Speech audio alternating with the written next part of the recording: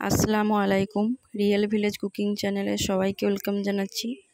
আজকে আমি বানাবো নোনা ইলিশ দিয়ে পোস্ত, নোনা ইলিশের পোস্ত। বাজার থেকে নোনা ইলিশ নিয়ে চলে এসেছি। এই যে নোনা ইলিশ, আমি এখান থেকে কিছু অংশ আমি নেব, পুরোটা নেব না।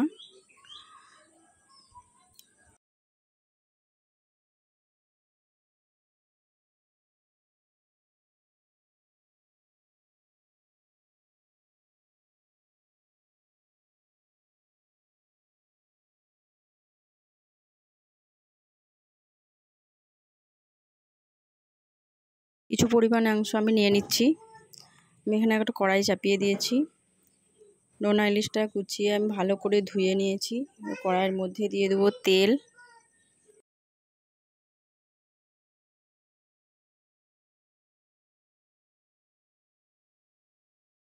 আমি এখানে সয়াবিন তেল দিয়ে দিচ্ছি।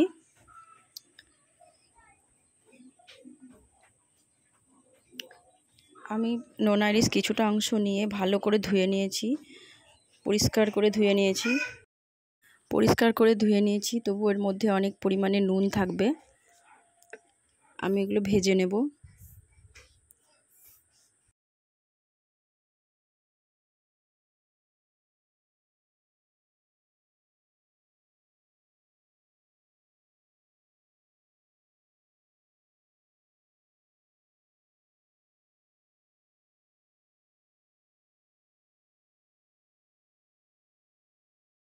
কিছুক্ষণ আমি ভেজে নিচ্ছি, ভালো করে ভেজে নিচ্ছি। উল্টে দিচ্ছি এক পাশটা।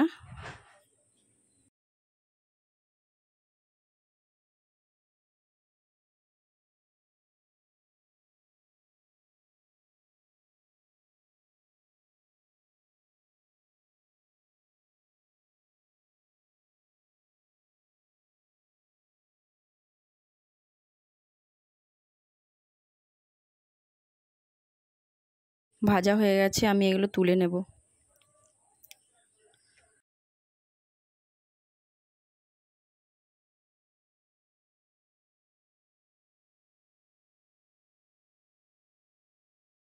এই তেলের মধ্যে দিয়ে দেবো পেঁয়াজ। পেঁয়াজটা হালকা ভেজে নেব।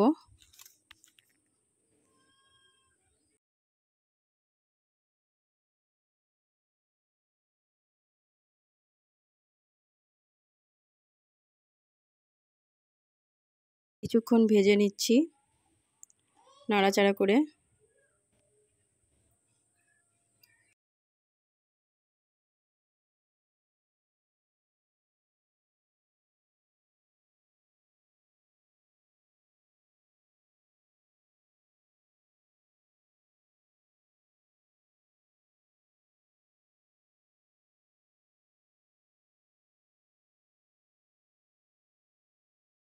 হয়ে গেছে, এর মধ্যে দিয়ে দিচ্ছি লাল লঙ্কার গুঁড়ো 1/2 চামচ পরিমাণে। আমি ঝালটা এখানে কমই দিয়েছি, আপনারা চাইলে বাড়িয়ে নিতে পারেন। দিয়ে দিচ্ছি হলুদ গুঁড়ো 1 চামচ পরিমাণে। হলুদ গুঁড়ো দিয়ে আমি নাড়াচাড়া করে নিচ্ছি।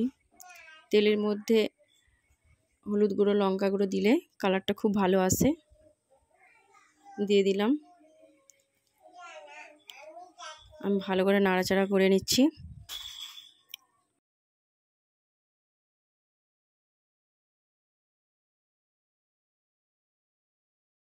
এর মধ্যে সেরকম কিছু মশলা আমি দেব না।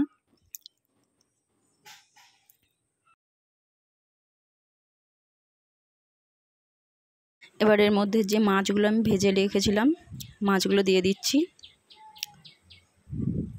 মাছগুলো দিয়ে নাড়াচাড়া করে নিচ্ছি।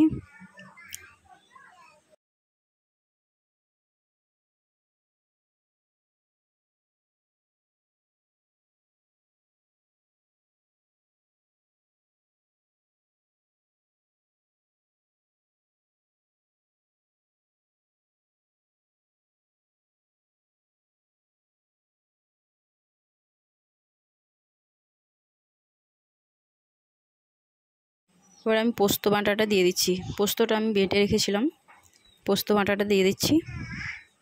পোস্ত বাটা দিয়ে আমি এবার নাড়াচাড়া করে নিচ্ছি ভালোভাবে।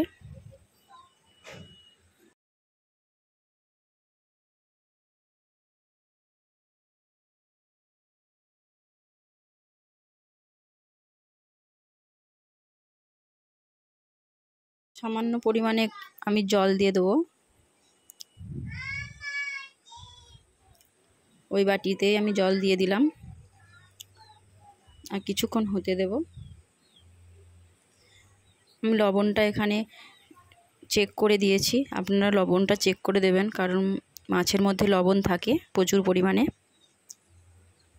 রান্নাটা আমার প্রায় কমপ্লিট হয়ে গেছে, খুব সুন্দর হয়েছে। আপনারা বাড়িতে ট্রাই করবেন, খুব ভালো লাগবে, গরম ভাতের সঙ্গে খুবই অসাধারণ লাগবে। ভালো লাগলে চ্যানেলটা সাবস্ক্রাইব করবেন। দিয়ে দিচ্ছি 2টো কাঁচা লঙ্কা।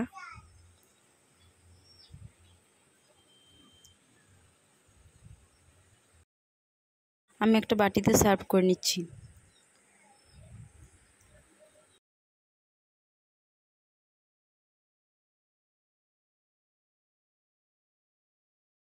দেখুন খুব সুন্দর হয়েছে রান্নাটা, দেখতেও সুন্দর, খেতেও খুবই টেস্টি হবে।